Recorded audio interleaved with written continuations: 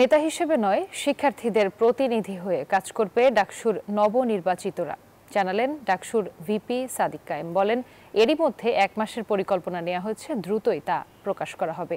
রবিবার ঢাকা বিশ্ববিদ্যালয়ের উপাচার্য ও ডাকসুর সভাপতি ডক্টর নিয়াজ আহমেদের সাথে বৈঠক শেষে এসব কথা বলেন ভিপি সাদিক কায়েম। বলেন, ডাকসুতে যারা নির্বাচন করেছে তারা তাদের উপদেষ্টা হিসেবে কাজ করবে।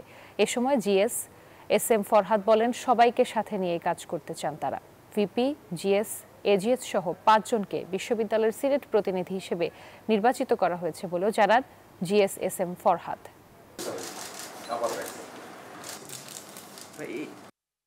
আমরা বারবার বলছি, আমরা নেতা না, আমরা সবাই প্রতিনিধি। শিক্ষার্থীদের কাজ হচ্ছে আমাদেরকে প্রশ্ন করা, আর আমাদের কাজ হচ্ছে আমরা যে কমিটমেন্ট গুলো দিয়েছি সেগুলো বাস্তবায়ন করা। ডাকসু নির্বাচনের মাধ্যমে শহীদের আকাঙ্ক্ষা বিজয় হয়েছে এবং ঢাকা বিশ্ববিদ্যালয়ের 40,000 শিক্ষার্থীরা বিজয় হয়েছে। তো আমাদের যারা সহযোগিতা আছে তাদের যে ইস্তেহার, তাদের যে প্রত্যাশা, সে প্রত্যাশায় আমরা বাস্তবায়ন করবো। তারপর